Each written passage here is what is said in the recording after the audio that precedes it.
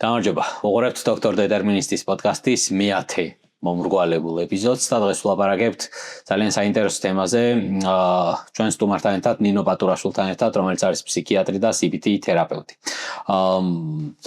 დღეს შევეხებთ ერთ-ერთ ყველაზე ზოგადად მედიცინაში და ჩვენი პრობლემების ჩამონათვალში ერთ-ერთ ყველაზე ისეთ რა underrated თემას რა, რომელიც ყველაზე ნაკლებად არის დაფასებული და არადა ჩემი ინტუიტიური მოსაზრებით, დაკვირვებით, საექიმო პრაქტიკით არ არის ეს მასე მისაჩხმალი საკითხი რა. ყვევითი აშლილობების ირგვლივ ვიტრიალებთ დღეს. ოღონდ თავიდან ახლა ვინც პირველად უყურებს ახლა ჩემ პოდკასტს იმისთვის ვიტყვი ორ სიტყვას შესავალი სახით, რომ ახლა ჩემი პოდკასტების მიზანი და აი ამ სივრცის მიზანი არ არის რომელიმე სამედიცინო საკითხის აღება და ამაზე მხოლოდ მედიცინაზე ლაპარაკი. ამისთვის სხვა რაღაცებს ძალიან მნიშვნელოვანია, მაგრამ ამისთვის სხვა სივრცეებს და სხვა ფორმატებს ვიყენებ. კონკრეტულად დოქტორ დეტერმინისტის პოდკასტის მთავარი მიზანი არის, რომ ამ რაღაცა გაუვალ ჯუნგლებში, რასაც ზოგადად მედიცინა და მით უმეტეს ქართული სამედიცინო სისტემა ქვია, რაღაცნაირად მიზეშედეგობრივი კავშირები იქნებ ცოტა გამოვკვეთოთ, რაღაცეებზე დავფიქრდეთ, რა თქმა უნდა, არანაირი რეცეპტები, მოსაზრებები, როგორ ვიცხოვრებთ უკეთეს ქვეყანაში, არავის არც მე მაქვს, არც ჩემს სტუმრებს არ ექნებათ ასე გაწერილი რაღაცა გრაფიკი, რომ ეს ასე უნდა მოხდეს, მაგრამ შეიძლება დისკუსია ბევრი საინტერესო ფიქრის პროვოცირებას დაუდებს საფუძველს ამის ჯერამე და ამის წამს რა. ეს არის მიზანი. ამიტომ დღესაც ახლა რო ვილაპარაკებთ, არ დაველოდოთ იმას, რომ რაღაცა ვილაპარაკებთ იმაზე, რომ ყვევითი აშლილობა, როგორ არის დიაგნოზი, როგორ ხდება და ამ შემდეგ. ნინოს თხოვე დღეს შემსტუმრობა, იმიტომ რომ და ძალიან დიდი მადლობა რომ დამთანხმდი, იმიტომ რომ მინდა რომ აი შენი პრობლემები მოვისმინო, როგორც სპეციალისტის, რომელიც ამ თემაზე მუშაობს, სხვა თემებზეც, მაგრამ ამ თემაზე მუშაობს, დღეს ეს იქნება ჩვენი ძირითადი სასაუბრო და გავიგოთ პრობლემები რა, რაც გაწუხებს არასოდეს ნახე, რაც გვაწუხებს რა, იმიტომ რომ აქ ვლაპარაკობთ საერთო საზოგადო საქმეს, თორე აქ შენ სუბიექტური პრობლემები გვაწუხებს, ეს არ იქნება რა ჩვენი სასაუბრო თემა რა. ძალიან დიდი მადლობა კიდევ ერთხელ მობრძანებისთვის და მინდა რომ ხო რა, აი ამ თემაზე დავიწყოთ საუბარი და ნელ-ნელა გამიზიარო ის ატკივარი, რასაც აწყდები რა ყოველდღიურად რა. დიდი მადლობა მოწვევისთვის, ჯაბა, დიდი მადლობა შენი სივრცის დათმობისთვის. იმიტომ რომ მე მიწევს ძირითადად ვისაუბრო ამ თემაზე ძალიან ვიწრო საზოგადოებაში ხოლმე სამწუხაროდ, იმიტომ რომ ძალიან რთული არის ის ავადმყოფობა, რასთანაც მიწევს მე მუშაობა, ვერ დავიკვეხნი და რაღაცა ეს პატივია ჩემთვის დიდი და რაღაცა ესე არ არის, უბრალოდ ეს არის ძალიან დიდი პასუხისმგებლობა. ეგრე გამოვიდა რომ მომიწია ამ თემაზე მუშაობა, იმიტომ რომ ჩემი არჩევანი არც ყოფილა უბრალოდ გადმომამის ემერთეს ერთი პაციენტი, რომელსაც ჰქონდა ანორექსიის დიაგნოზი ჩემი პრაქტიკის დასაწყისში და ჩვენ საქართველოში არ ყავდა სპეციალისტები ამ მიმართულებით მომუშავე. მე უბრალოდ სწავლობდი იმ პერიოდში დიპლომის შემდგომი განათლების პროგრამაზე, CBT-ს სწავლობდი მაშინ და ბოლო კურსზე ვიყავი და მქონდა პრაქტიკა უკვე დაწყებული. ტრენინგი გავლილი მქონდა, მაგრამ ამ თემაზე მომუშავე სპეციალისტი საქართველოში არ იყო. ამიტომ მომიწია ესე ნაბიჯ-ნაბიჯ სწავლა წიგნებით და ჩვენ ვიც დაგვეტრენინგა, ისინი ბრიტანელები იყვნენ, ერთი ტრენინგი ჩაგვიდარეს, პრაქტიკაც გავიარეთ, მაგრამ რეალური პაციენტი არ გვინახავს. ამიტომ ძალიან შემეშინდა პირველი პაციენტი, როდესაც დავინახე. ფაქტობრივად ვუყურებდი სიკვდილს თვალებში და ძალიან გამიჭირდა იმის გაგება, რას გრძნობდნენ ეს ადამიანები, იმიტომ რომ შეიძლება ვიცით რაღაც პრობლემები, რაც აწუხებთ, შეიძლება ჩვენც გამოგვიცდია რაღაცეები და გრძნობთ ამას ემოციურად, შეიძლება თანავუგრძნოთ და რაღაც მხარდაჭერა გამოვხატოთ, მაგრამ ყვევითი აშლილობა როდესაც არ დაგმართნია, არ ვიცით ის ადამიანები რას ფიქრობენ და რას გრძნობენ და რამდენად რთული არის ეს ავადმყოფობა. ამიტომ მე მომიწია ყოფილიყავი ძალიან ცნობის მოყვარე თერაპევტი და მათგან ვისწავლე ეს პრობლემა რა იყო. და ძალიან ისეთია რა, ძალიან საინტერესო ისტორიის დასწრისია რა, იმიტომ რომ ეხლა ცნობის მოყვარეობით, აზარტით, ანუ ერთია რომ ჩვენ რა გვინდა ასე სუბიექტურად, მაგრამ მეორე გარემოს რა უნდა რა ჩვენგან, ანუ ჩვენად გავუშვებდი. ხო რა, ზუსტად ეგ არის რა, ეხლა შეიძლება ძალიან შემეშინდა, მაგრამ ძალიან სხვანაირად წარმოგვედგინოს რა ჩვენი ცხოვრება და ჩვენი პრეფერენციები, მაგრამ ამ გარემოში რაღაცა სხვა იყოს რა საჭირო და მე პირადად როგორც გასტროენტეროლოგს ძალიან მიხარია ხოლმე რა, რომ ეს თემა ძალიან ისეთია რა, საჭიროებს მეტ განვითარებას მარტივად რო ვთქვა რა, ყველა ხრიდან. და აი, ეხლა რო დავიწყებ საუბარს რა პრობლემებზე უფრო მეტად, მაყურებელიც კარგად დაინახავს რა, თავიდან შეიძლება მარტივ არჩას, ყოფილი აშლობა, საერთოდ რაღაცა ისეთი დიაგნოზი, ისეთი თემა, ხო, რაღაცა არასერიოზულად შეიძლება ახმული იქნას, ხო? პაციენტებისგან. ყოფილი აშლობა იციან რომ ძალიან რთული პრობლემა არის, რაღაც სიკვდილიანობით ძალიან გამორჩეული, მეორე ადგილზე დგას სიკვდილიანობის მიხედვით ახლა ეს პრობლემა 10% ადამიანს გვხვდება, საშიში დიაგნოზებია ესენი. სიმპტომები ვიცით, შეიძლება ახლა მოვიდეს პაციენტი და გამოკითხვით, ძალიან რთული კი არის ამის დიაგნოზის დასმა და კეთრი რატომაც, მაგრამ ეს სიმპტომები ძალიან კარგად იციან ექიმებმა, ფსიქიატრებმა, მაგრამ იმ სიმპტომების მიღმა რა ხდება, ეს ძალიან ძნელი არის გავიხოთ. და ძალიან რთული პროცესები ხდება იმის იქით. ეს ერთადერთი ავადმყოფობა არის, რომელსაც პაციენტი არ თვლის, რომ ავად არის, ამას ქვია ეგოსინტონური ავადმყოფობა, როდესაც მესთან იმდენად შეჯიდული არის ეს, რომ ცალკე არ აღიქმება რა, მე ვარ და ეგეთი ვარ, ესე მოდის პაციენტი და აი ესეთი ამაყი, რომ აი ეგეთი ნებისყოფა აქვს. ესე მოდის პაციენტი, უკვე ისა, თუ მოყავთ პაციენტი. თუ მოდის. ეს მოყავთ, იმიტომ რომ ეს თვითონ არ თვლის თავს ავადმყოფად. ეს სირთულე აქვს ამ ავადმყოფობას. ფოთვა ან ობსესიური კომპულსიური აშლობა, როდესაც აქვს ადამიანს ის თავისნებით მიდის და მიშვერლე ექიმო რაღაცა დამინიშნე ამას ვაკეთებ ამას ხო ესენი თავისნებით არ წავყენ იმიტომ რომ არ გონიათ რომ ავად არიან ეს ჩვევები რაც აქვთ ხო იქნება ეს შეზღუდვების საკვების თუ რაღაც კომპენსირებელი ქცევები ამ საკვების თავიდან მოცილების არის განკლაობის სტრატეგია არ არის ეს პრობლემა ამით უმკლავდებიან პრობლემას რომ იყვნენ ზედმეტწონიანები ვთქვა რა ცოტა მისეურები და არ თვლიან რომ ესენი ავად თვითონაც არ თვლიან თავს ავადმყოფად და ეს სირთულეა ამ მდგომარეობას რა რომ ადამიანები დაწმუნდნენ რომ ეს რაღაცას დამართებს იმიტომ რომ თუ არაფერი არ დაუმართია ჯერ ამ მდგომარეობას ვერ დაიჯერებენ რომ რაღაც მკურნალობა ჭირდებათ ეს ანუ ზოგადად ამ დავსაჯმეა ხოლმე ბოლომდე სანამ ხო სანამ ძალიან არ გართულდება ხო ანუ საბედნიეროდ პაციენტებს მცირე ნაწილი გართულდება ძალიან მაგრამ ნუ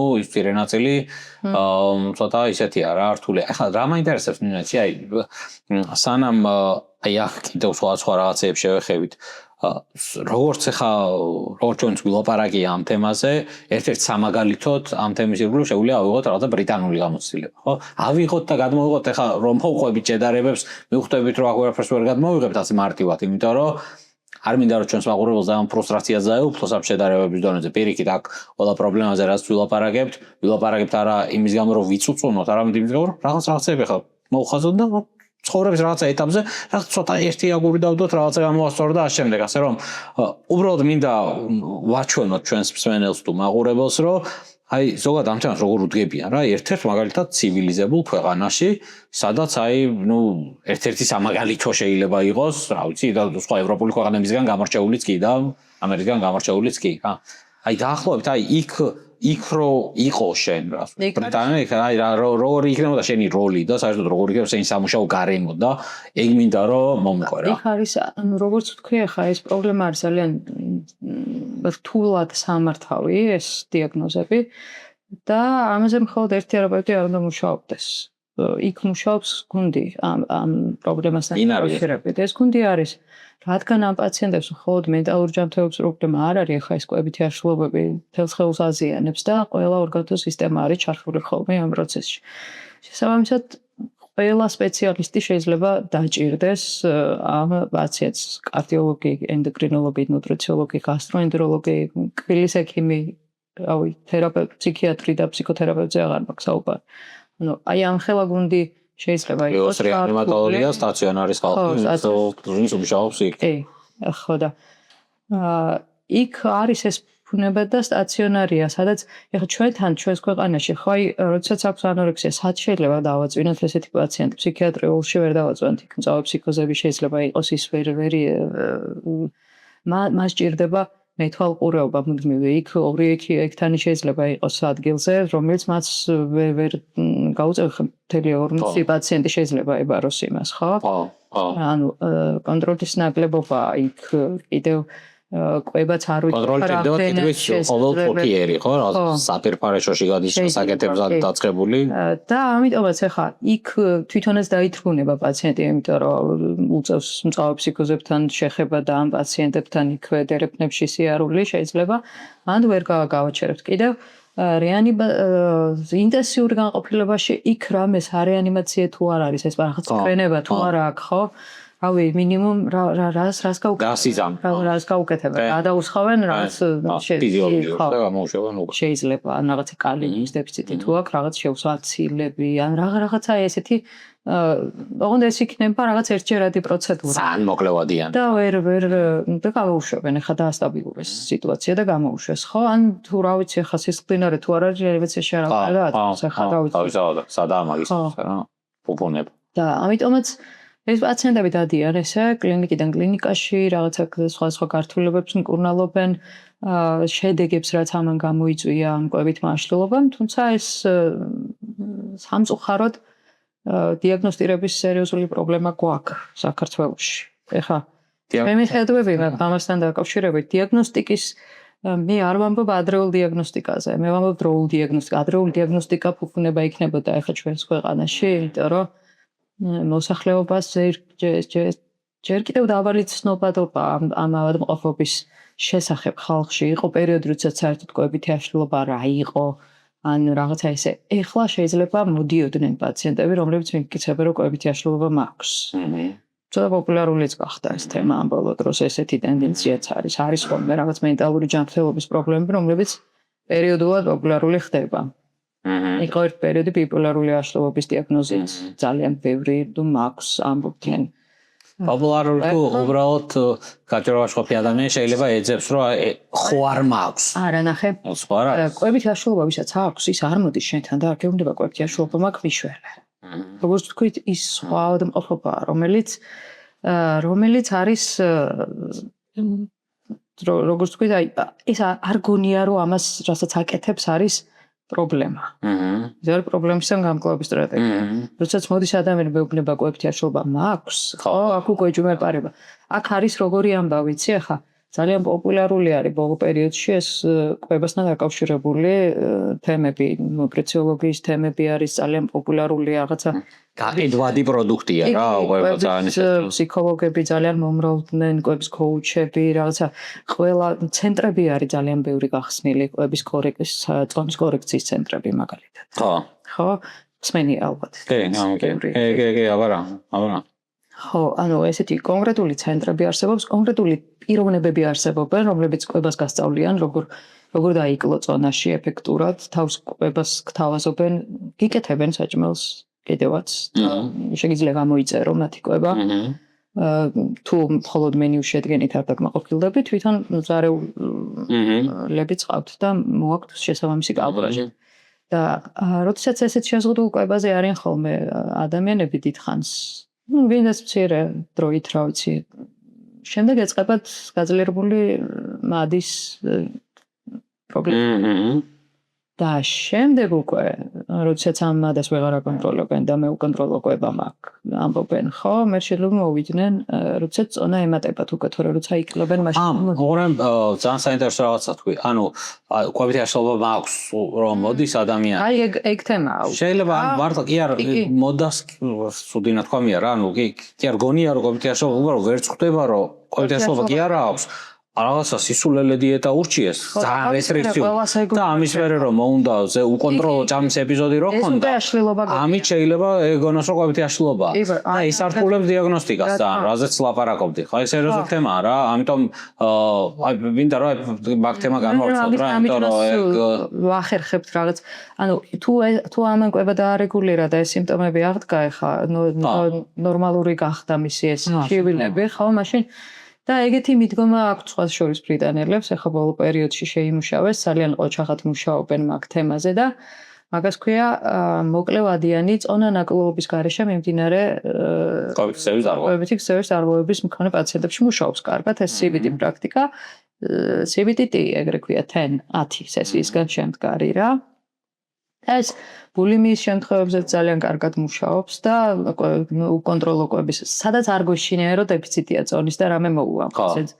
ისედაც როდესაც უკვე ჭამენ ამ საჭმელს ანორექსიის შემთხვევაში შეიძლება იყოს საკვები საერთოდ ამოღებული და ანუ ნელა უნდა რაღაცნაირად დაავარწმუნოთ ის ადამიანები რომ დაიწყონ კვება. ესენი რადგან ყველაფერს ჭამენ და არ აქვთ პრობლემა, ხო? მათთან ვიწყებთ ძალიან მკაცრად დაბალანსებული კვების შემოტანით. და აკვირდება როგორ მიდის დინამიკა. ზუსტად დაახლოებით 4 სესია ვადროებთ, თუ ამას არ აკეთებს ბულშებ. ხო. ან წდება თერაპია იქ, იმიტომ რომ აზრი არ აქვს მაშინ, იმიტომ რომ ეს მიდგომა ითვალისწინებს ესეთ რამეს, რომ ფიზიკური შიმშილი დატრიგერებული გზა უკონტროლო კვებამდე მისასვლელად არის ძალიან მნიშვნელოვანი ამბავი და თუ ფიზიკური შიმშილი მოიხსნება, ეს სიმპტომებიც საგრძნობლად მცირდება. მოიცა, თუ ამას არ აკეთებს, ესე იგი კიდევ უფრო არის დებალბათობა, რომ კვებით აშლოხება არა აქვს. ნახე, არა, როდესაც ეხა ეს მეთოდი შეიმუშავეს იმის შემდეგ, რაც პოსტპანდემიურ პერიოდში ძალიან ბევრი პაციენტი დაუგროვდათ, იმიტომ რომ ამ პერიოდში ძალიან დაერღვა კვება ხალხს, ჩვენც დაგვერღვა მაგას. კოტავსო. ხო, სახლში ვიყავით სულ და მარტო მეტი არაფერი, ხო? მამზადებდით და ზოგი პულინელი გახდა და რაღაცა ესეთები მოხდა მაშინ და იქაც მომრავლდა ესეთი პაციენტები და რადგან რიგში მდგომი პაციენტები იყვნენ ბევრი, მოიფიქრეს ესეთი მოკლე შა რომ კვების დაბალანსებით იწყებენ და ეს არის კეთების თერაპია, არ არის ლაპარაკის და რაღაც კეთოს პაციენტი, აი მასწავლეთ ეს ნუტრიციოლოგის საკითხებს, როგორ დაბალანსონ ეს კვება, როგორ რეჟიმში უნდა გააკეთონ საათობრივად, როგორ მიიღონ და წახებსებები როგორ ქონდეთ და რაღაც მათ სხეულში ენერგიის მიმოცვლა როგორ ხდება, აი ესეთ განათლებას ვაწვდით და ისინი იწყებენ ესეთ რეჟიმში მუშაობას. ვინც ამას აკეთებს, ძალიან კარგად ურეგულირდება ეს უკონტროლო კვების ეპიზოდები. ოკეი. მერე გადავდივართ ემოციურ ნაწილზე, იმიტომ რომ ემოციებით დატრიგერებული გზაც არსებობს, რომ რაღაცა პრობლემა მქონდა და მერე რაღაც გადავითანე ყურადღება ჭამს, ხო? მერე მაგ ნაწილზე გადავდივართ. იქ დათქმარი თავიდანვე რომ ამას აკეთებ, თუ არა იცი როგორ გააკეთო ეს და არ აკეთებ, ხო? მაშინ შენ ადგილს იკავებს ხო პაციენტისას. ფულად ფულს ხარჯავ და მეც ფრუსტრირებული ვარ რომ ვერ გიშვენ რა. ეს თერაპევტსაც იცავს, იმიტომ აი ეს თემა არის ძალიან ტკივნეული ხომ მეცულ ეხა პრაქტიკის დასაწყისში მეგონა რომ ყველას უშველიდი, მაგრამ რაც უფრო დრო გადის, ხო, რაღაცა პროცენტი არ ჯანმრთელდება და ბიურამეზე 0% რა, იმიტომ რომ ხო რა, ძალიან თუ მეტეს მულტიდისციპლინარული მართვა ხელმისაწვდომი არ არის და შემდეგ ეს პროცენტი კიდევ უფრო ნაკლები იქნება. ასე რომ ხო რა, ისეთია რა. ერთ-ერთი ყველა ძალისხმევა რაღაცა გასტროენტეროლოგია მენტალურ ჯანმრთელობასთან ხა კავშირში რომელი სპეციალობებიც არის, იქ უეფექტო მკურნალობები არც ისე ცოტა აღიარა, საკმაოდ ბევრია რა. ყველა დავალებაზე თავის. ან ესეთი სისხლის ავადმყოფობა, როდესაც გაქვს ახლა სიკვდილის სიცოცხლის საკითხი როწყდება იქ და პასუხისმგებლობა ნუ ჩვენს ქვეყანაში ეგრეა სამწუხაროდ რა. ეხლა ეგ ნაწილი რომ საუბრის რომ შევაჯამოთ, ანუ ძალიან უშუალო მაგაზე სულ მინდოდა და ალბათ სხვა დროსაც ვიტყვი და დავწერ და რავი რომ აი მინდა რომ ამ პოდკასტს ახლა ვინც უყურებს ხო, მინდა რომ ძალიან გაფრთხილდეს, აი 100-ჯერ გაზომოს, სანამ რაიმე უხეში ინტერვენციას დაგეგმავს მის ორგანიზმში კვების სახით. ექიმი იქნება ეს და ამას უკვე ჩემი კუთხიდან დავამატებ რა, როგორც გასტროენტეროლოგი. ანუ თუ რაღაცა კვებითი შეზღუდვები სიცოცხლისთვის აუცილებელი არ არის, არის რაღაც დაავადებები, როდესაც კვებით შეზღუდვა არის სასიცოცხლო ჩვენებით გამოწვეული რა. მაგალითად ცელიაკიის დროს უგლუტენო დიეტა არის რაციონალური და ეს შეზღუდვა ღირს, იმიტომ რომ პაციენტის სიცოცხლის გახანგრძლივებას ემსახურება რა. თუ რაღაცა კვებით შეზღუდვა არ არის სასიცოცხლოდ აუცილებელი და ექიმი ვერ გიხსნით ამას და მით უმეტეს არა ექიმი და ვიღაცა საერთოდ ადამიანი, რომელსაც საერთოდ არაფერ შუაში არ არის მედიცინასთან, 7000-ჯერ უნდა დავფიქრდეთ რა, რას იზამთ, იმიტომ რომ ძალიან მკაცრი დიეტები, შემდგომ ამ დიეტებიდან გამოსვლები, იმდენად ბლარავს სიტუაციას და იმდენად აუარესებს გზადაგზა თქვენ ჯანმრთელობის მდგომარეობას, რომ ბევრი დრო იქნება საჭირო, ჯერ სანამ მარტო იმას დაადგენ კვებითი აშლილობა, ნეტა თუ ვიღაცაები შეზღუდული დიეტებით გამოწვეული პრობლემები, რომლებიც გასწორდება აგერ 5-10 სესიაში, როცა დაიწყება მუშაობას რა. და მერე სანამ როცა დაადგენ ამას, სანამ მკურნალობა მიეწოდება ამ პაციენტს რა და ძალიან ფრთხილად ვიყოთ რა მე იმ ადამიანების იმედი არ მაქვს ეხლა რომ ვინც ფინანსური დაინტერესების გამო ყიდის იმათაც მინდა რა იცოდნენ რომ ასე ძალიან შესაძლებელია და შეიძლება ცუდი იყოს რა ვიღაცებს შეიძლება დააზიანოს ეგრეც არის უბრალოდ ამ დაკვეთით შეიძლება მოდის ადამიანი შენთან ვთქვათ აი არ უნდა ხნა არ არის მასე რა ჩვენთან მაგალითად კლინიკური ნუტრიციოლოგი მithqავს ხშირად შეიძლება პაციენტი მასზე უკმაყოფილოც კი დარჩეს ნელი შედეგის გამო მაგრამ როცა იცი რომ ასე ექიმი როცა ხარ და სამედიცინო სტაფი შეიძლება პაციენტს რაღაც სხვა წარმოდგენები აქვს და ენა იმისთვის გვაქვს რომ გაუსწორო ეს წარმოდგენები რომ ეხლა მოდი ასე არის რა უფრო უკეთესი შენთვის რომ ამბობ თორე შენთვის და საქართველოს ხორთ ექიმის ნებართვა საერთოდ რა გინდა ისეთ საშინელებო შეიძლება უქნას თავისთავს ადამიანმა მაგრამ ეგ დაკვეთას უნდა გაუძლოს რა სამედიცინო სტაფმა ეს არ არის და იმ ხალხმა ხა ვინც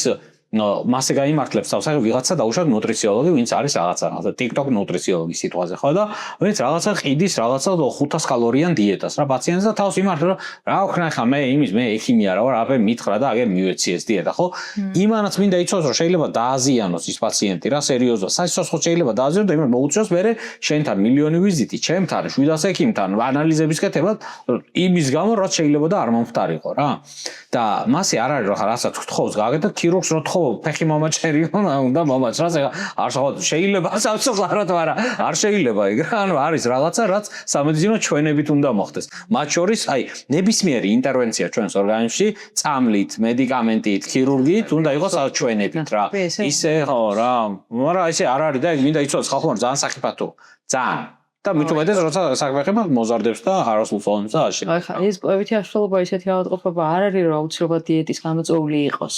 ბევრი ადამიანი ყოფილვართ დიეტაზე არ დაგმართნია ეს. ძალიან ეს არის ბიოლოგიური ფაქტორების, ფსიქოლოგიური და სოციალური ფაქტორების ერთობლივით გამოწვეული ავადმყოფობა. ეს არ არის მარტო დიეტებთ, მაგრამ დიეტებმაც შეიძლება ეს გააკეთოს. არ ფიძემა უფრო საუბარი, უფრო მეტად აღწევს ვიდრე არ არის. რომ მაგის კვლევაც ჩაატარეს, სულ ყვებით ხოლმე ამ კვლევის შესახებ ჩემ პაციენტებსაც უყვები და სადაც საშუალება არის ხოლმე, იმიტომ რომ ეს იყო ძალიან საინტერესო კვლევა, მეორე მსოფლიო ომის დროს ჩაატარდა მინესოტას შტატში. კაცებზე ჩაატარეს თან ექცდა და აინტერესებდათ როგორ იმოქმედებდა შიმშილი ადამიანის ქცევაზე. და აიყვანეს ეს ექსპერიმენტისთვის, ამას ქვენ მინესოტას ნახევრად შიმშილის ექსპერიმენტი. ისმენია გამიზია. 38 ჯანმრთელი კაცი აიყვანეს. ცდის პირებად და დაახლოებით 12 კვირის განმავლობაში აჭმევდნენ 3000 კილოკალორიას დღეში. და შემდეგი 6 თვის განმავლობაში 24 კვირა ეს საპები გაუნახევრეს. 1500 კილოკალორია მისცეს მხოლოდ. და აკვირდებოდნენ პროცესებს. აი ამ ადამიანებს დაემართათ ყველაფერი, რაც ანორექსიულ პაციენტს შეიძლება დაემართოს. წონა დაიკლეს, თბორეგულაცია დაეღვათ, თმა დაცვირდათ, ფრჩხილები დაუზიანდათ, გუჟნაწლავის პრობლემები შეექმნათ, კონცენტრაცია გაუჭირდათ, პოტენცია დაკარგეს, ან დაუქვეითდათ. ანუ ძალიან ბევრი ფიზიკური და ქცევითი დარღვევები იყო ისეთი, რომ აი რაღაც ზოგი ძალიან ნელა ჭამდა საჭმელს, ზოგი ძალიან სწრაფად, რაღაცა ჭურჭელის შეგროვება დაიწყეს, რეცეპტები შეგვიძლია მთელი გონება, ფიქრები, ოცნებები, სიზმრებიც კი იყო საკუთთან დაკავშირებული. ეს დაემართათ განახევრებულ კვებაზე. და შემდეგ მომდევნო 12 კვირა ისე მოუმატეს ეს კვება და იქ დაიწყოთ უკონტროლო კვების ეპიზოდები, ზოგმა ღებინებას ცადა, ზოგმა ვარჯიშით ამის დაკომპენსირება. დაახლოებით წელიწადი აკვირდებოდნენ ამ პაციენტებს და ეს ჯანმრთელობის პრობლემები, გუჟნაწლავის ენდოკრინული, ესენი აღუდგათ დაახლოებით რამდენიმე თვეში, პოტენციალ სადღაც პირველ თვეზე დაუბრუნდათ და რამოდენიმე იქიდან კულინარი გახდა საბოლოოდ. ანუ ესეთი შედეგები გამოდათ თან აღნიშნავდნენ რომ იმაზე გაცილებთ მეტი საკვების მოხმარება დაიწყეს ვიდრე ექსპერიმენტამდე. ეხლა, როდესაც ამ პაციენტებს ვეკითხები ხოლმე რომ ამ ადამიანებს დაემართათ ეს ყველაფერი განახევრებაზე, საკვების განახევრებაზე. იქ ძალიან ისეთი შეზღუდვა არ ყოფილა რა. როდესაც იღებენ ამ დიეტას, ხო? და აი დაახლოებით რამდენით არის შემცირებული რომ ვეკითხებ. შეიძლება მესამედი იყოს იმისი. რასაც ტოვებს ექიმი, ან ენდოკრინოლოგი, ან ის კვების კოუჩი, ვინც კვება დაუწერა, ან ფიტნეს ინსტრუქტორი, ან ყველა აკეთებს ამას ახლა საქართველოში. და ძალიან პოპულარული არის აი ესე მუშაობა. და შეიძლება მესამედი იყოს ამ საკვების, რასაც იქამდე იღებდა, ან მეოთხედი. ძალიან მცირე ნაწილი შეიძლება დარჩეთ და როდესაც განახევრებაზე ესეთი რამე ემართება ადამიანს, ეხლა უკვე ფანტაზია აღარ გამწდება. რა თქმა უნდა. ბევრ ფანტაზიას არ უნდა, რომ რეალობაში შეგვიძლია შევხედოთ, რაც ხდება პაციენტების თავს რა, ანუ ხედავთ, ეგ ექსპერიმენტი მიდის რა, ქვეყანაში, ასე არის რა. ჩემი აზრით ხო რა, დიდი ნაწილი ერთი არის რომ სწრაფი შედეგის ის, რომ ეხლა ვიღაცებმა თავი იქონ, რომ აი მე რა მაგარი ვარ 2 კურაში დავაკეთე 100 კილო. მე შეინების ყოფის ამბავი იყო, რომ ვეღარ შეინარჩუნა. მაგაზე მინდა გავამახვილო ყურადღება რა, საშინელება აი განსაკუთრებით წინსუქნასთან ბრძოლაში. სადაც აი სანამ ნუტრიციოლოგთან გადავამისამართებ, თქვათ ღვიძლის გასხმოვნების ან მეტაბოლურობთან ასოცირებული რამე სხვა ორგანული პრობლემის მქონე პაციენტს, პირველი ჩემი ტასკი უნდა იყოს მოტივირება პაციენტის და ჩამოშვებული ცხვირის მაღლა აწევა, გვერდში დგომა, იმის ჩვენება, რომ ეს ყველაფერი შესაძლებელია და ამავდროულად რა თქო გრძელვადიან, ეგ რა რთულია, იცი რომ 7000 ჯერ რო აქვს იმედი გაცრუებული პაციენტს, ხო? ძალიან რთულია მაგის გაკეთება და იმედი გაცრუებული აქვს, იმიტომ რომ ის მოდის ძალიან დათრგუნული ხშირ შემთხვევაში და ამ პოზიციიდან იწყებს დაავადებას და ბრძოლას, რომ მე ვარ რა უვარგისი, არ გამომდის. ის ექიმი კი კაი ექიმი იყო, დამენიშნა დავიგელი 20 კილო ერთ თვეში, ამას რომ მეუბნება, უკვე twinში სხვა ის მერთვება რა.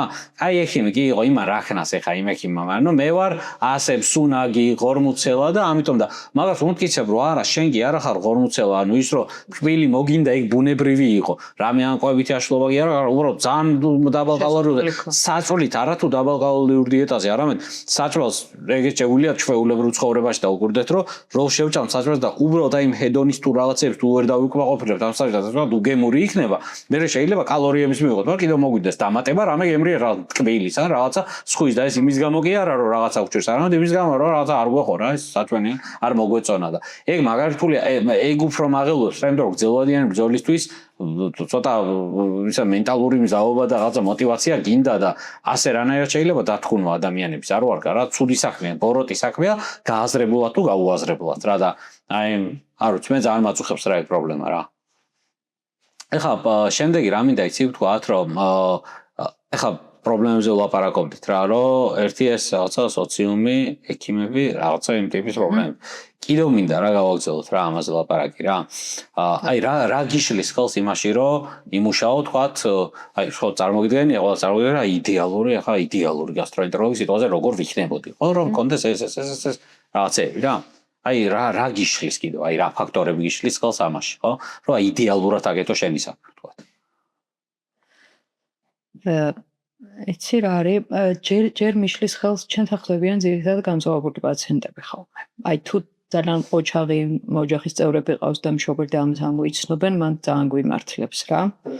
მაგრამ ძირითადად ამ ობობის ამოცნობა ხდება ხოლმე ამ გართულებული ამბებიდან. და ეს პაციენტები ხდებიან აი ამ სპეციალისტებთან, ვინც ჩამოვთვალეთ. ოღონდ რადგან ამ ობობის ბუნება ეგეთი არის, რომ არ თვლიან თავს ავად, შესაბამისად ამ სიმპტომებს არ ეუბნებიან ამ ექიმებს. შეიძლება გამოუცდელობის ამბავი იყოს ექიმის, არ ვიცი. ესეც შეიძლება ვიეჭვოთ, რომ დროული დიაგნოსტიკა არ ხდება ამ პაციენტების. შეიძლება იყოს ის, რომ დრო არ აქვთ საკმარისი ექიმებს იმისთვის, რომ სრული ანამნეზი შეებროვონ. დაავადების ანამნეზი არა, ცხოვრების ანამნეზიც გჭირდება ამ შემთხვევაში, რომ იეჭვო პაციენტზე რაღაცა მდგომარეობის შესახებ, ხო? თუ შენთან მოდის პაციენტი და გეუბნება, რომ აქვს შეკრულობა, მაგალითად, და შენ არ გქონდეს საკმარისი დრო იმისთვის, რომ გამოკითხო ეს პაციენტი და ან კი რა სჭამ ეკითხები, რავი, ყველაფერს გეუბნებიდის მალავს ამ ინფორმაციას, ხო?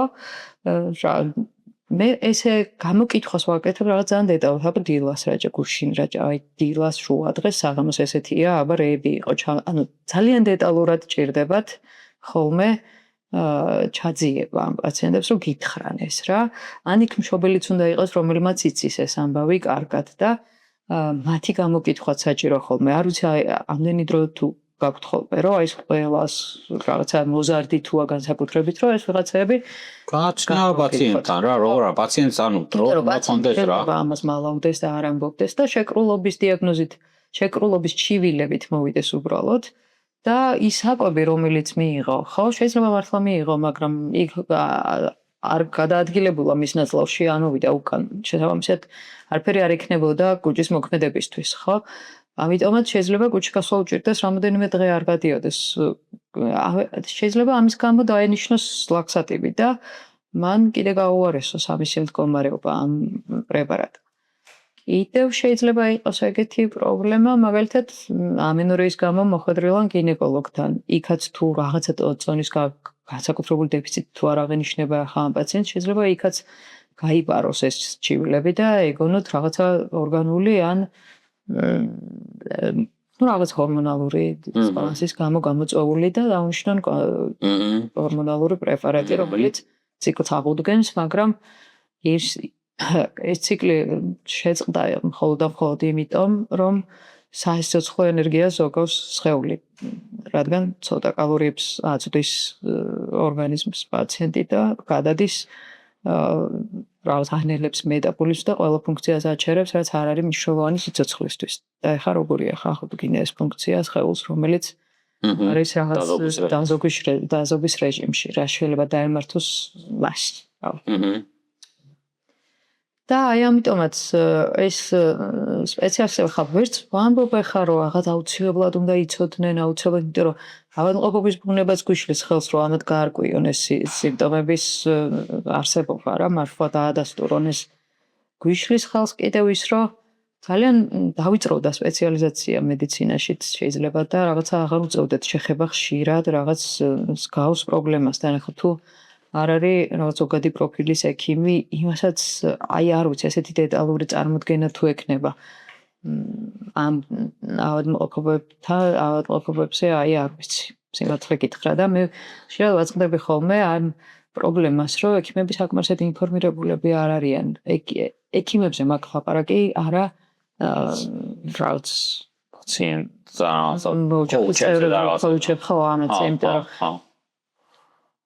ხშირად არ უწევთ და თან მართლა რთული არის გაიგო რას გრძნობს ამ დროს პაციენტი. შეიძლება სიმპტომები რაღაცნაირად იეჭო და გამოიჭირო, მაგრამ შეიძლება ისეთი რამე უთხრა, რომ საერთოდ აღარ მოუნდეს იმას შენთან მოსვლა.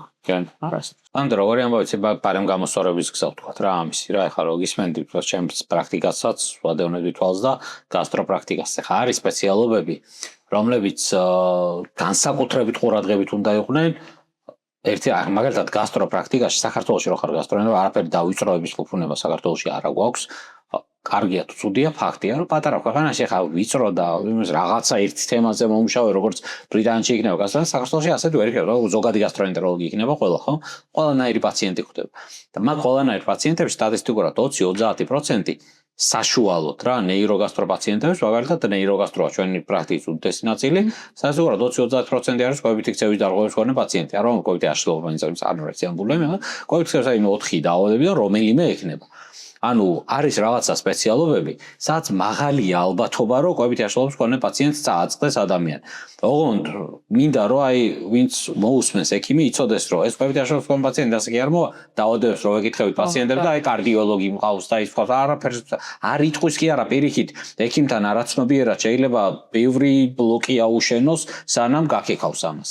მან ჭირდება ექიმის ინტუიცია, დაკვირვება, აშენება. პირველ რიგში გაუძლება და ინტერესი რა თვითონ.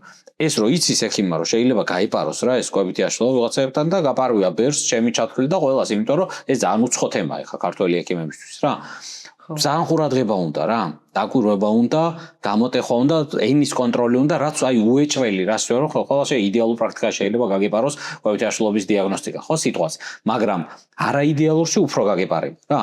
აი მაგალითად აი კონვეიერის პრინციპით თუ მუშაობ, წუთში 2 პაციენტს ღებულობ, ის ინტიმურობის შეგრძნება პაციენტს არა და 7000 ოთახში მიდის, მოდის ტელეფონზე ლაპარაკობ, ანუ დობას თუ მასე ვერ ახერხებ რომ მოიპოვო, ის არ გაგეხსნება, შანსი არ არის, დაკარგავ, წავა და უეფექტოდ უმკურნალებ ტელეცხოვრება ლაქსატივები თუ რაღაცა პროტონი ტუმბოს ინჰიბიტორები COVID-ით აშლილობის მქონე პაციენტს, რომელიც სულ სხვა გზაზე უნდა დაგეყენებინა რა. და გამწვავ პირიქით. კი, გაუარესებ და ეს მინდა რომ ექიმები გავთხოვდნენ, ეს თითქოს ნეიროგასტროჩივილები არაფერია, შეიძლება ვიღაცეებისთვის დაცულად ამთავრდეს. ისე არის კიდე, როდესაც ატარებენ ხოლმე ლაბორატორიულ კვლევებს და ყველაფერი ნორმაშია ეუბნება პაციენტს.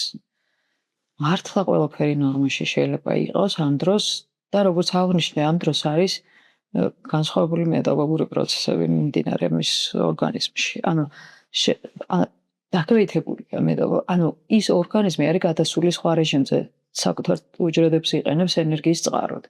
შეიძლება რაღაცა წონასწორობა მაინც იყოს. დროებით კომპენსატორული. და ნახა რომ ყველაფერი ნორმაშია, მაგრამ არ ვიცით ის პაციენტი, როდესაც კვებას დაიწყებს, რა შეიძლება დაემართოს. იმიტომ რომ აქ დროს ახლა ინსულინი, როდესაც მოიმატებს, ეს შეიძლება ისეთი მწვავე დეფიციტი წავიდეს კალიუმის, ფოსფორის, მაგნიუმის, რომ მაგან გამოიწვიოს სიკვდილი პაციენტის. იმიტომ ის რომ ნორმაში არის ეხლა, ხო, ეს არ ნიშნავს იმას, რომ კარგად არის პაციენტი. ასეთი დამშვიდებული პაციენტებიც მოსულან ბევრი, რომ არა, ყველაფერი ნორმაშია. ყველა ანალიზები გავაკეთეთ და ნორმაშია. იმ მომენტში არის ნორმაში, იმიტომ რომ სხვა რეჟიმზეა სხეული გადასული, ამას შეიძლება ვერ ითვალისწინებდნენ. და მანდა შეიძლება ყურადღება უდდებოდეს ექიმს რა. ხო, ეს მეშინია ხოლმე, როდესაც ესენი დაიწყებენ კვებას, რომ რაღაცა ზედმეტი არ მოძარცვა, შუბდნენ რაღაცა რომ ამ სინდრომის მართვა კლინიკაში უნდა ხდებოდეს, მაგრამ ჩვენთან არ მეგულება, არ ვიცი, შეიძლება აკეთებენ ვინმე, ვიციან ეს წესით რეანიმაციის საქმეა ეს პროცესი, რომ მართონ, მაგრამ პაციენტი რომელიც მეუბნება სად დავაწვინოთ ან სად წავიყვანოთ, ხო? რავი. იმედი მაქვს, რომ რეანიმატოლოგები ამას აკეთებენ. ანუ ყოველდღიურად მაგ ფორმის მართვას საქართველოში არ აკეთებენ ასე რა. ანუ ასე რა დამშვიდებლად რო გაუშვათ, რა თქმა უნდა დაიხმარებიან შესაძლებლობის ფარგლებში, რომ არ აკეთებენ, ასე არასწორად არ გაიგოს, რომ რა აკეთებენ და ის რაღაცა ძალით უარს იარებენ, უბრალოდ აი ის მართვა რა, რასაც თუნდაც აი სხვა განაშტოება შანსი არ არის. 500 კილოკალორიით მე ნელ-ნელა ამის კონტროლი თუ აბა ეგ ცუდი გულის გამო კი არა, ცოდნის ნაკლებობის გამო რა, ეგ მართლა აი ძალიან ისეთ თემებია რა. ფიზად გასაკეთებელი ამ პაციენტებს სპონტანურად აკეთებენ, აი რა ვიცი, მეშინია ხოლმე რომ რაღაც აი შეშუპება მაქვს იტყვიან, რაღაცა ეს მუცელი გამები, რაღაცა ძალიან ბევრი სიმპტომები აქვთ ხოლმე რა, სხვა ორგანო სისტემის მხრივ. ახლა რაღაცეებს ამ თემაზე ზოგადად რაღაცა თემებზე რა, რაღაცებს ანუ ასე ხვალდაზე შანსი არავარ შეიცვლება რა, განვითარებად ქვეყანაში ისე როგორც საქართველოში. ძალიან დიდი ფინანსური თუნდაც აი ერთ თემა რა, რასამ ეხა შენყვები რთულ ობიექტურად ძალიან რთულ პაციენტზე, რომელთა რიცხვით საბედნიეროდ იქნება მცირე. სტატისტიკურად მასე გამოარგება. მაგრამ აი რისი რიცხვით ბევრი იქნება, იქ მაინც ხო შეგვიძლია რაღაცეების სრულება. მაგალითად, მაღალი რისკის მქონე სპეციალობები, გინეკოლოგი, გასტროენტეროლოგი, ენდოკრინოლოგი, ნევროლოგიც მიამართ, რაღაც იმიტომ რომ ფსიქიატრის ნაცვლად ნევროლოგთან. მაგასაც მედიან, კი. ეგ ხახანს აღმოვაჩინე ერთმა ნევროლოგთან მომდიანობა ესეთი პაციენტები ჩემთან წხვდებიან და მე გამახსენდა რომ აი ეგ პაუაბა სტიგმის გამო ხო და ეგ გამოტოვებული ის მქონდა რა, იმიტომ რომ ეხლა ეს ორგანული პრობლემები კი და ესეთი ექიმები, მაგრამ ფსიქიატრის ნაცვლად ნევროლოგს ხო ისედაც ირჩევენ პაციენტი. ამ სტიგმის გამო და თურმე ნევროლოგთანაც ხდებიან ესეთი პაციენტები. და ახლა იქ რაღაცა აზარტული ნევროლოგი ჩაეძიება და შეიძლება იყოს, მაგრამ უმეტესობა ახლა გამოუწევს რაღაცა წამალს და გაუშვებს მარტივად და ის წამალმა შეიძლება კიდევ ცუდად რაღაცები დაატრიგოს. ეს მაგას ვამბობ, მაღალი რისკის მქონე სპეციალობები, აი რაც ჩამოუთვალეთ რა. ამ სპეციალობებმა რო გავისიგრძეგანოთ, რომ არის ალბათობა, არც ისე ცოტა, პაციენტი გვეჭეს რამე ჩილით, რაღაცა ამინორეით იქნება თუ რაღაცა მუცლის შებერილობით, და ამ ჩილის მიზეზი იყოს კვებითი აშლობა, რომელიც არის დაფარული და რომელიც არ ჩანს და რომელსაც ასე ვერც არ გვეტყვის პაციენტი და არ ძგებს და შეიძლება არც იცოდეს და არ გვეტყვის რა. და ამას რო გავიგებთ ამ საფრთხეს, მე როგორ არსებობს საშუალებები 20 საუკუნეში ვართ, არსებობს მთელი კითხვა, მთელი სტრატეგია არსებობს, აი როგორ შეიძლება მიუდგე პაციენტს. აი მე მაგალითად გადაზღვა სადმავს ხოლმე იცი პაციენტებთან, თუ მოყვება, არის შანსი რომ დაიკარგოს პაციენტი, არც რაღაცა არ მოეწონოს შენი ნათქვამი რაღაცები, არ გამოგივი, ძალიან სენსიტიურია ასეთ პაციენტი. კომუნიკაცია, აი ფიზიკურად ვერ გექნება რა კომუნიკაცია, კონვეიერით რო ხარ და შემორბენაზე და არიხა და მოდი და ფურცლით რო ხდები პაციენტს, შანსი არ არის, თვალში კონტაქტი, წესიები, მაგიტომ არ ვატარებ მე პირველ პაციენტს და აი მინდა რომ იცოდნენ რა იმან რა ქვია. პაციენტად არის. სხვა ონლაინ დისტანციურ კონსულტაციას პირველს, როცა ვერ ხედავ ადამიანს და ახლოს არ მიზის და ვერ ველაპარაკები. ამიტომ არ ვატარებ, იმიტომ რომ პაციენტს ერთი არა მუცელი ებერება, შეიძლება აუდა, ეხლა მუცლის შებერებულს ამალი დაუნიშნა, ხო, მაგრამ სხვა რამე მუცლის შებერებულის გამო ვიღაცა შეიძლება კვებითი აშლილობა გაუქეკო და ვიღაცა შეიძლება საერთოდ არაფერი და ვიღაცა შეიძლება არასწორი კვება და ვიღაცა შეიძლება რამე დაავადება და ძალიან დიდია რა რეინჯი რა. და ასე არა, რჩივილი გითხრა წამალი დანიშნე, მასე რო არის, იმიტომ იპარება ბევრი რაღაცები. და მაგიტომ თუ ეს არა გაქვს პირადი კონტაქტი პაციენტთან ლაპარაკი, უეჭველი გაგეპარება. მაინც შეიძლება გაგეპაროს, იმიტომ რომ რთული საფონია, მაგრამ ასე უეჭველი გაგეპარება რა შანსი არ არის, არავინ არ მოეხა გინეკოლოგთან და ეხოს რო გაუგეთებს, არავინ არ ეტყვის და კვებითი აშლილობა მაქვს რა. ხა პაციენტს მის წონას სიმაღლეს რაღაც. ეგ ეს ზოგადად როცა ვარ ხე. ამიტომ ერთი გამოსწორება რის შეგვიძლია კონსულტაცია იყოს მართლა კონსულტაცია სამწუხაროდ პაციენტები ჯიბიდან ხო რა ჯიბიდან იხდიან ამ ფულს დიდ ხარჯათა ზურგზე აწევთ დიდად ექიმების ჩვენი კონსულტაციები რომ ზოგს დაზღვევა არ აფინანსებს ზოგს აფინანსებს ზოგს ასე აფინანსებს ზოგს ისე და კონსულტაცია მაინც გავდეს რა ცოტა კონსულტაციას იმ კუთხით რომ აბსოლუტური არა იდეალური ყველა კონსულტაცია ყველა ადამიანს ვერ ექნება გამორიცხულია მაგრამ აი ცოტა რაღაცა წესები რა რომ აი მოდი კონვეირი არ იყოს მოდი 60 პაციენტი დღეში არ მივიღო აი ეს ხო ელემენტარულია რომ აი წესი ხო შეიძლება ჩავდოთ რომ მაღალი რისკის პროფილებში მაინც რომ აი რაღაცა 50 კაცი და მილიონი კაცი ვერ არ ნახო დღეში აზრი არ აქვს გაგეპარება და მე ვიცი არაერთი ენდოკრინოლოგი არაერთი გასტროენტეროლოგი არაერთი გინეკოლოგი რომლებიც დღეში ნახულობენ რამდენ ათეულობით პაციენტებს და მე ვიცი პაციენტების რომლებიც ნაწყენები არიან ექიმებზე მაგალითად ჩემზე ცხოებზეც რომ ცოცხალი რიგით აღებულობთ პაციენტებს იმიტომ რომ ვიცი რა რომ რაღაცა გაიგება რომ უმეტესობასთან გაარტყამ მაგრამ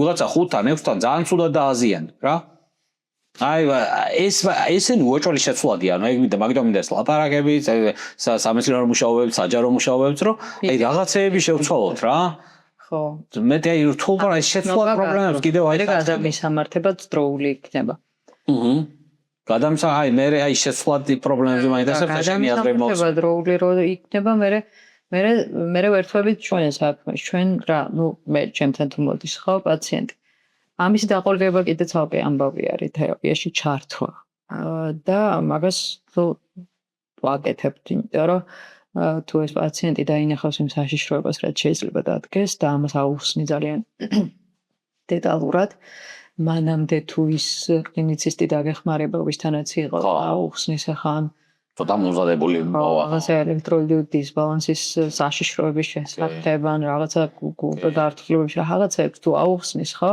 ცოტა უფრო მომზადებული თუ შეგხვდება ეს პაციენტი მე უფრო მარტივდება მისი ჩართვა მე საქმეში შემოდის მისი გარემოცვა და ოჯახი ხო მნიშვნელოვანია კაი რაღაცა იმიტომ რომ ეს ხალხი ახლა ესე ცალკე მდგომი ინდივიდები არ არიან შეიძლება მართლა ცალკე ცხოვრობდნენ მაგრამ ნუ უწევთ იმ სოციუმთან თანაცხოვრება და ძირითადად მოზარდები როდესაც არიან მათ თავის ოჯახებთან უწევთ ცხოვრება და ეს ადამიანები საკმაოდ საჭირო არის რომ ძალიან ინფორმირებულები გავხადოთ ამ ავადმყოფობასთან დაკავშირებით იმიტომ რომ მათაც ახლა ექიმებთან ვამბობთ რომ არის ცოდნის ნაკლებობა ხოლმე ამ ავადმყოფობაზე რომ ხშირი შეხება არ უწევთ და მით უმეტეს ახლა ჩვეულებრივი ადამიანები არ მეცადინეობენ ავადმყოფობების ხო თავისთავად ხო არეცებს დიაგნოსტიკის კრიტერიუმებს ახლა და შეიძლება ეს ჯერ კიდევ გონიათ რომ ეს არის რაღაც მოდური ახირება ან მოდელობა უნდა ამას ან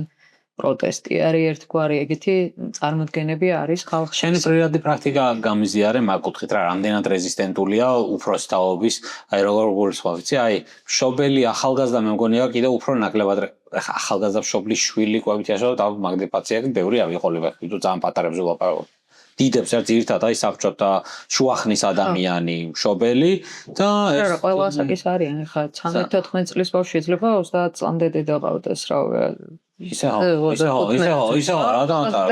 ისე ბევრი დიდი რეინჯი ხო და აი რეზისტენტულობის პრობლემებს აი რამდენად ხშირადაც ხდები და რამე პატერნი შეგვიძლია თუ არა გამოვკვეთოთ რომ არის დალინკული რამენად აი მაგალითად აი ძველი აიდის ადამიანები უფრო შეიძლება ისე უყურებდნენ რომ ახლა რა ჭაბე რა იმაში რა ეს მართლა ჭამა არის ახლა ეს რაღაცა ძალიან უცნაური ავადმყოფობაა, ხო? რაღაცა ჭამის ამბავია ეხა ეს რა. ფიზიოლოგიური მოთხოვნა რას ქვია, ვერ ჭამს და ერთი ნაჭერებული როგორ შეიძლება, ხო, რაღაც გაუგებარია ადამიანებისთვის ეს. მართლა, ძალიან რთულად.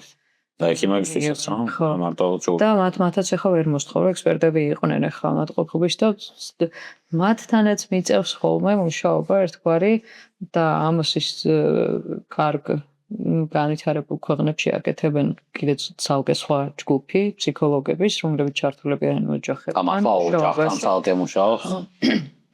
და მათ მოახერხონ სწორი კომუნიკაცია ამ ადამიანთან, რაღაცა როდესაც დადანაშაულებული არის ბავშვი, ისედაც თავისი ბრალი გონია შეიძლება ეს და კიდე მშობლისგან აქვს რაღაც კრიტიკა, რაღაცა ესეთი მუქარან, რაღაცა ეგეთი გარემოა ხო სახლში. ძალიან რთული არის მე მაგ დროს შეიძლება მუქარა არ იყოს, უბრალოდ მეთვალყურეობა არ გქონდეს სათანადო. იმიტომ რომ როდესაც რაღაც მივაღწევთ და კვების გეგმა აქვს უკვე ბავშვს და რაღაც ხო შეიძლება სახლში აღმოჩნდეს მარტო და ძალიან დიდი საცდური იქნება მისთვის. მესმის რომ ყველა მუშაობს ახლა და თუ არ იმუშავებ ვერ მასის ახაშულს უზრუნველყოფ ხო, მაგრამ აი იმ კლინიკებში ესეც უზრუნველყოფილია, რომ მათ კონტროლი აქვთ და მეთვალყურეობა. აკონტროლებს ხოლმე რომ სახლში აბა რამდენად სრული. ჩვენთან ახლა თუ ვინმე ბებოები არ ყავს მაინც და რაღაცა ისეთი ხალხი, ვინც სახლშია, ხო, შეიძლება არავინ არ იყოს დღის განმავლობაში მისი მეთვალყურე და ის გეგმა არ გამოუვიდეს. ან უბრალოდ საჭმელი არ იყოს სახლში. ხო. ზად. ხო. ხო, ან მოვიდა სკოლიდან ბავშვი და არ დახვდა ახლა საჭმელი, ხო? რაღაცა უწევს გამოძახება, ის გამოძახების რაღაც შეიძლება დრო დააგვიანდეს და ამას უკონტროლო კვება გქონდეს, მე უბრალოდ ძალიან მოშივდება და რეგულარულად ამას ვერ გააკეთებს, ხო? ძალიან ბევრი პრობლემები შეიძლება იყოს მე ყოფითი. როდესაც რაღაცა შედეგამდე მივალთ. რომ აი სახლშიც თუ არ ექნება ესეთი სიტუაცია და გარემო, ხო, იმას ან თუ ზრდასულია თვითონ თუ არ ექნება ეს ჩვევები გამომშავებული და დროულად უნდა რაღაც მოიმზადოს ან დაგეგმოს ის კვება.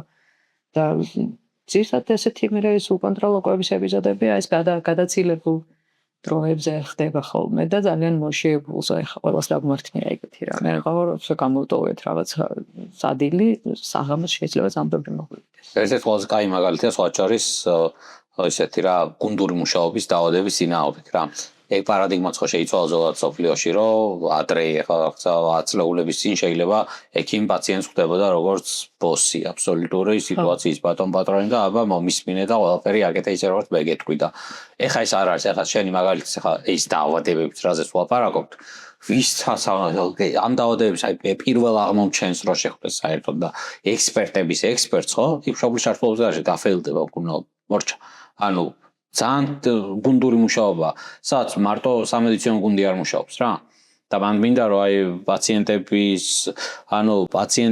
დაფიქრდებიან ახლა თავის პასუხისმგებლობაზეც რა. იმიტომ რომ ასე არ არის რომ მივიყვანე ვიღაცასთან სპეციალისტთან, რაღაცა დიაგნოზი დაისვა და მორჩა რა, უკვე მშვიდატვა. სამწუხაროდ ეს ასე ვერ იქნება რა.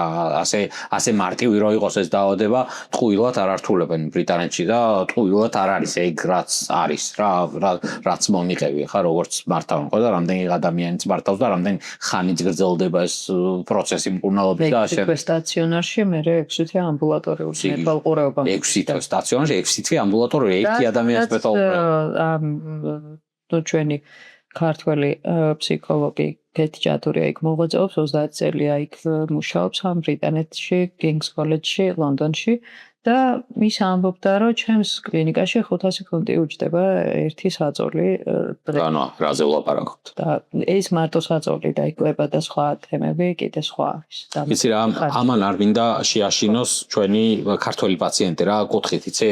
მინდა რომ უფრო გააფრთხილოს ვიდრე შეაშინოს, იმიტომ რომ ეხა რაც თქვი, ეგ არის აი 500 ფუნტი მარტო საწოლი, მაღალი დონის მარტო 6 თვე სტაციონარიზაცია, სტაციონარის რამდენი ისა. სპეციალისტი ჩართული და გიჟია, ძალიან ტოპ მედიცინაზე ვლაპარაკობთ რა. და ანუ ჩათვალე რომ ერთ ადამიანს ჯდება მისი ჯანმრთელობა მილიონები და მილიონებს ვიღაც იხდის, მაგრამ ფული ჯიბეში არც ბრიტანელს უწყვია და არც იმას რა ქვია, ჩინელს რა არავის. და ის რომ ღარიბი ქვეყანა ვარ და განვითარებადი ქვეყანა ვარ, ხო? არ ნიშნავს რომ მაინც ბრუტალურად უნდა განვითარდეს, თუნდაც ასე დაავადების მართვის საკითხები. მაგას ვამბობ, რომ რაღაცეები ვერ იქნება ისე რა, როგორც იქ ხდება. უბრალოდ აი ფიზიკური რესურსი არ არის, რა ფიზიკური, ცოდნა არ არის, ფული არ არის, ბევრ რამე არ არის, მაგრამ სწორედ ამის გამო ეგ სამოტივაციო და გამოწვევად უნდა მივიღოთ, პაციენტმაც უნდა მიიღოს. ის პრევენტაბელური რაღაცეები ჯობია თავიდან ავირიდოთ. განგაჩ თუ ასატეხი ჯობია დროულად ავტეხოთ, რომ აი რთული კურნალობები არ გახდეს მერე საჭირო. ყურადღებით ვარჩიო და გაუფრთხილდეთ რაღაცა ღარიბი ქვეყანა რო ვართ, მაშინ მით უფრო უნდა გაუფრთხილდეთ ექსპერიმენტებს და უხეშ შარევებს ჩვენს ორგანიზმში, რომ რაღაცა შარში არ მოხდეთ მერე რო კიდევ არ დაგუჯდეს ბაქშარის მართვა ძალიან ძვირი და საერთოდ ვერ მართოთ შეიძლება. ანუ ეგ აი პირიქით მაკუთხით უნდა შევხე მე რო პაციენტი ვიყო და პაციენტი ვარ, პაციენტი ხო ვარ, რაღაც დაავადებებში და შეიძლება ვიყო ხო რაღაცებში პაციენტი, მას უმასე უხურებ ხოლმე რომ რაღაცა თავიდან მოდი თუ შემიძლია იქნებ რაღაცეები ისე ვაკონტროლო, რაც პრევენტაბელურია ხა და რაც არა პრევენტაბელური, იმას ვერ ვიზამთ ვერაფერს. აი იმიტომ რომ ნამდვილი მედიცინა, რთული მედიცინა რთული кейსების მედიცინა არის ეგ რა, რასაც მიყვები. და ეგ საქართველოში ეგ ვერ იქნება, ხო ეგ არ მოიქნება, ნუ ილუზია იმისი, რომ მაგაზე რაღაცა შენობა გვაყლია, თორე მასეთი იქნებოდა რა. დიდი შენობა ავაშენოთ, სადაც ვერ იქნება შენობაზე არ არის დამოკიდებული სხვა რამეზე. გადამზადებული სჭირდება. აცლეულების ცოდნა დაგროვილი და ბევრი ინვესტიცია ჩადებული. არც აცლეულების ცოდნა არა ამიმართულები და არც ინვესტიცია არ არის ამიმართულები და რანაირად იქნება ხა იგივენაირი ვერ იქნება გამორიცხულია გამბო. ასე რომ ეგ რეალობა ცოტა მწარე შეიძლება კი არის, მაგრამ უნდა გამოვიდეთ იქიდან რა, მაგ რეალობიდან უნდა რაღაცები დაიხოცება, რაღაცები შეიცვალა, მაგრამ რაღაცები რაც ხვალდაზე ვერ შეიცვლება.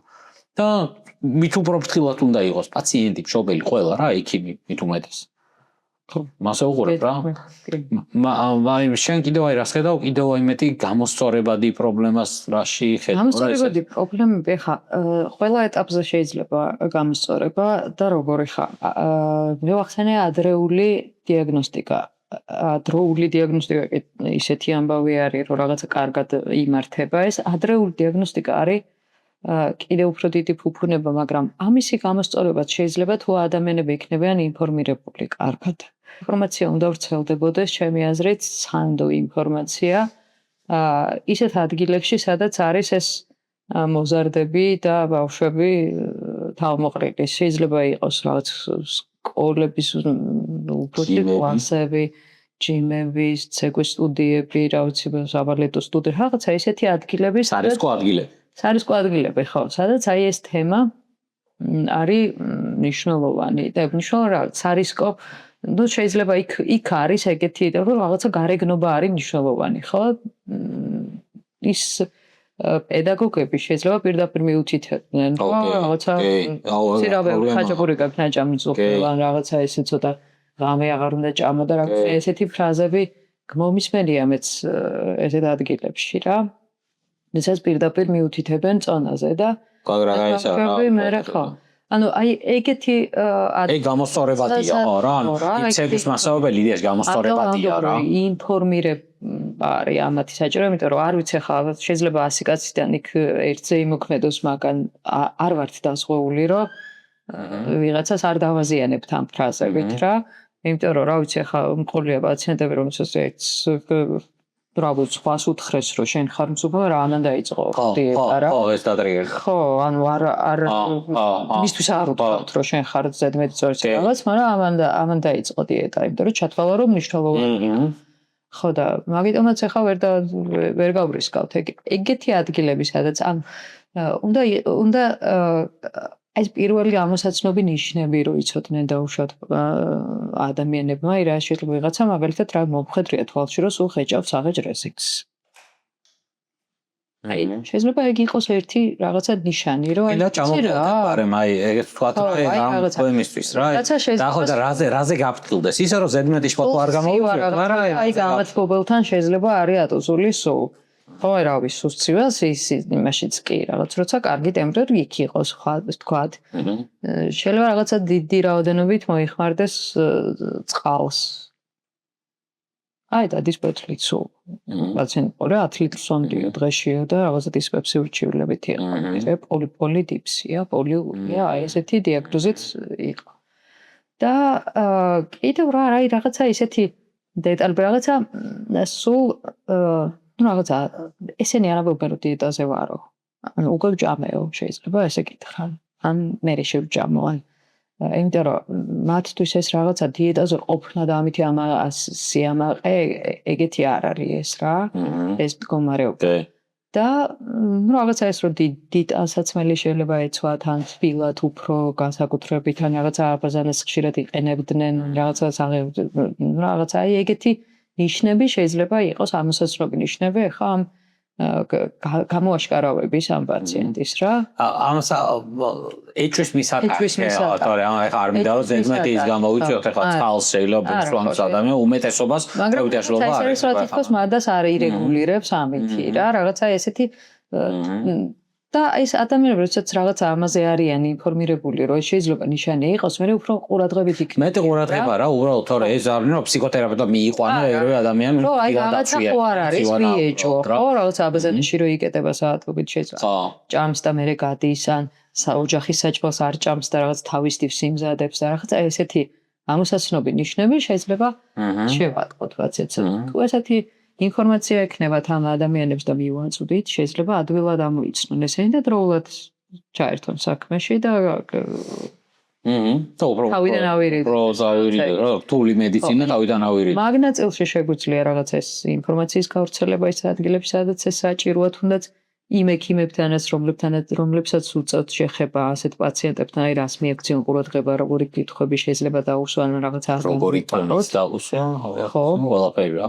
იმის რა რაღაცა ანორექსია რაღაცა რავი სანატრელი შეიძლება რაც ისთვის შეიძლება ესეთი ფრაზაც გაიჟღეროს დაი აი ნატანი ანორექსია ესეთი მასეთი არა სერიოზული მიგონა ხო ახლა რაღაცეებთან შეიძლება შეიცვალოს მაგრამ აზარტულ პატიოსან ეხება ყველა ეხება რაღაც დამონათებით კი არ ვამბობ ამას რომ შეიძლება მართლა მეც რაღაც ბოლო პერიოდში მივაქცია ამ თემას განსაკუთრებულად ცოტა უფრო მეტი ყურადღება ხა განსაკუთრებულად რატომ აქამდე ხა ეს თემა ძალიან ღიადაა რა დარჩენილი და მე რეტროსპექტულად შეიძლება გაიაზრო რომ აი ვიღაცა საეჭვო პაციენტები ვიზაც უიტურმე გეიჭვებოდა რა ეს ყველაფერი იმიტომ რომ ისეთია რა საქცევან ყურადღებას აი თერაპევტის წონასაც კი აქცევან ყურადღებას ესე გარეგნობას რა ხა შეიძლება რაღაცა ზედმეტად გამხდარი თუ შეხვდა ახლა ეს ექიმი თქვას რომ აი თვითონ კია ესეთი გამხდარი და ესე ხო ანუ მეც ვცდილობ ხოლმე რომ რაღაცა საშუალო ხო კლასი არ მოხდე დობა არ დაგარგო მაგის გამო ხო იმიტომ რომ რაღაცა თუ ზედმეტი წანა მექნება შეიძლება ვერ გაიხსნას ჩემთან და ვერ მითხრას რომ რაღაცა ეშინია რაღაცა გასუქების და რაღაცა ეზისხება ესეთი თავისი სხეული რაღაცა და ეს შეეშინდა ანუ დამალოს მე რაღაც სიმპტომები და ვერ ალიანსი არ გქონდეს. ხო, აი, ყველა დეტალი არის ძალიან გასათვალისწინებელი და მნიშვნელოვანი აქ და ძალიან ბეწვის ხიდზე დავდივარ ხოლმე ფაქტობრივად, იმიტომ რომ აი, როგორი ამბავი არის ხა ფსიქოთერაპიაშიც თუ ამ ადამიანებთან ჩადებ უფრო მეტ რაღაცა თანაბარი ინვესტიცია უნდა ხო, გადამლაშება არ ხდება არც. ხო, აი თუ ზედმეტად აქტიური და ესეთი ხარ მომხოვნი, ხო? ის გარბის რა. და აპირისპირდება პირიქით. რაღაცა ესეთ რამეს აკეთებს, რომ აქეთ გებრძვის და გიმტკიცებს თავის სიმართლეს, ისწო რა წენაც აქვს, ხო, როგორი გამხდარი რომ უნდა იყოს და რა შეჭirdება. ამიტომ რაღაცა თანაბრად უნდა რაღაცა თანამშრომლობა უნდა გამოგვივიდეს და იმან უნდა დაიჯეროს რომ მე მართლა მაინტერესებს მისი პრობლემა და რაღაცა კონვერივით არ ვუყურებ რა. ხო. და ეგ დამეხმარა სხვას შორის რომ რაღაცა მათგან ვისწავლე ძირითადად ეს იმიტომ რომ არ მყოლია ხა მსგავს кейსები რაღაცა კი მაგრამ ძალიან ისეთია ხოლმე სპეციფიური თითოეული შემთხვევა რა და მე რომ მეგონოს ახლა და მივაწერო რომ აი ამიტომ შეიძლება ეს მოხდა ან რაღაცა ამიტომ შეიძლება ესე იქცეოდეს ხო იქ შეიძლება საერთოდ სხვა რაღაც დამხდეს. ამიტომ აი ამ კითხვით და გამოკითხვით და ამ ინტერესის გამოხატვით ის კიდევ უფრო ესეთი ხდება გენდობა და უფრო ცდილობს რომ აგიხსნას თავისი პრობლემა, როდესაც შენ ინტერესს გამოხატავ. არის დავსვათ. ეგ შენ სპეციალისტს გიდასტურებ მაგას რომ პაციენტი მით უმეტებს გავს სენსიტიური ფსიქიკის და მენტალური ჯანმრთელობის პრობლემის მქონე პაციენტი ძალიან ადვილად ხვდება შენს ემოციურ იმებს, რომ მაგიტომ ამბობ, რომ აი თვალთვალში კონტაქტის და ხა ახლოს ყოფნის გარეშე ეს ფიზიკურად ანუ პაციენტი თვითონ შეიძლება ვერ გებულობდეს, მაგრამ ვცდილობ აუცილებლად რა ვერ იარაღი ჩათვალე, რომ დაკავო. მაგიტომ არ ვღებულობ სხვა შორის უცხო აი საერთო ენა თუ არა, აი მაგათ აი რუსულად ვერ ვლაპარაკობ რა, კარგად ასე კი ბავშვებს გიკითხო, კითხვა კარგად ყველაფერი მესმის, მაგრამ იმდან ბლუხუნით ვლაპარაკობ, რომ აი ვერ რუსულენოვან პაციენტებს რა, აი ვერ ვღებულობ ფიზიკურად და ძალიან მიჭირს რა ამის ახსნა რა, ანუ იმიტომ კი არა რომ ეხა რუსეთს რომ ტრადმოვიაზრებ და რუსეთი რომ დასანახად მეჯავრება, ეგ უეჭველია, მაგრამ ისა რა შოვინიზმი არაა მან რა, მიზად ენა არ ვიცი, რომ და ჩინურადაც ვერ მივიღებ რა, იმიტომ რომ ბლუხუნით რომ ვლაპარაკობ და თავდაჯერება შენ თვითონ რო გეკარგება, იქ ყველა სიტყვა უნდა იყოს ძალიან მოზომილი, ტონი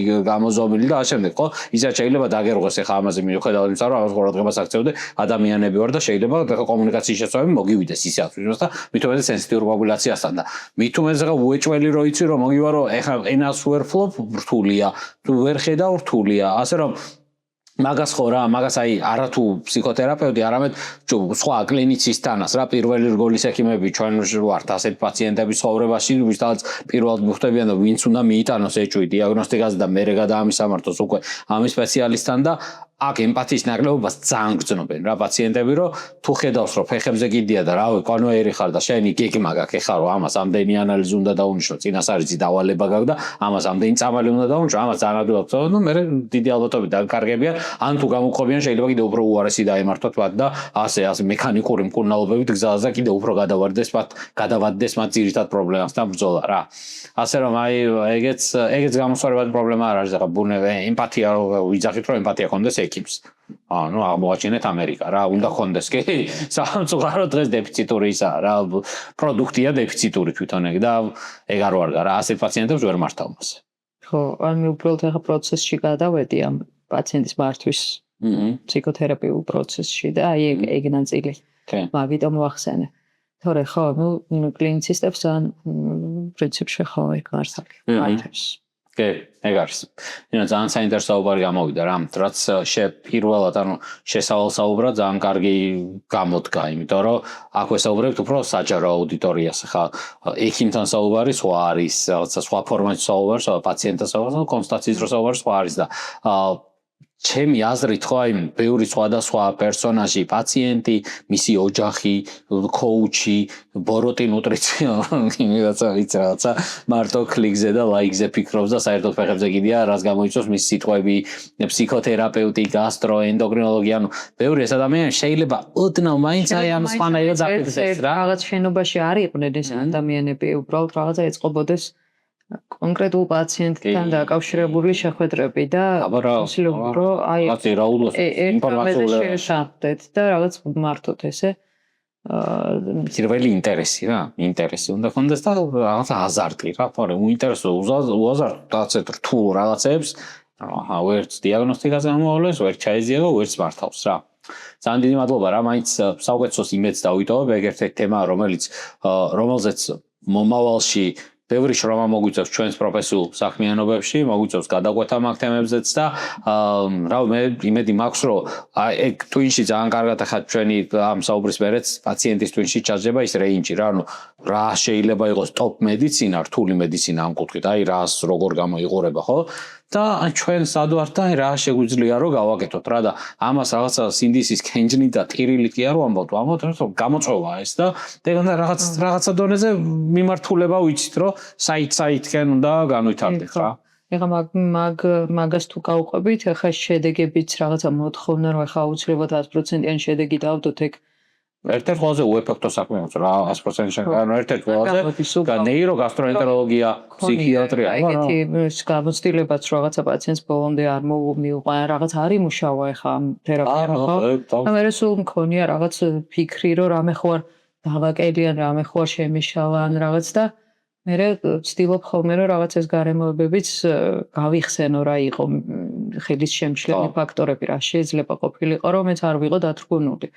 იმიტომ რომ რა ვიცი ხა ყველა 100%-ით კარგი შედეგით არ მთავრდება. ძალიან დიდია. კი არის ძალიან დიდი. განვითარებულ ქვეყნებში სადაც სასწაულები ხდება. არის ხოლმე რომ ძალიან ბევრი კარგი შედეგი მაქვს. რავი მაგიტომაც ალბათ მაგითხავენ ეს პაციენტები და მე ძალიან მიხარია ხოლმე რომ კიდევ ერთი სიცოცხლე გადარჩა და რა ვიცი, აი მე მაქსიმუმს ვაკეთებ რაც შემიძლია. ამ ანუ მედიცინის შეფასება ხო ასე არ ხდება, რომ შედეგი შეიძლება პაციენტს სხვანაირად გამოიყურება, ექიმი სხვანაირად იზომება. ანუ ჩვენი საქმე სხვანაირად იზომება ექიმისთვისაც რა და ხშირად შეიძლება ბევრი სპეციალისტი, ბევრი ექიმი თავი დაიკომპლექსოს იმით, რომ აი პაციენტის კმაყოფილება, უკმაყოფილება, იმასაც თავისი საფუძველი აქვს რა. ჯანმრთელობის კრიტერიუმებია კიდე.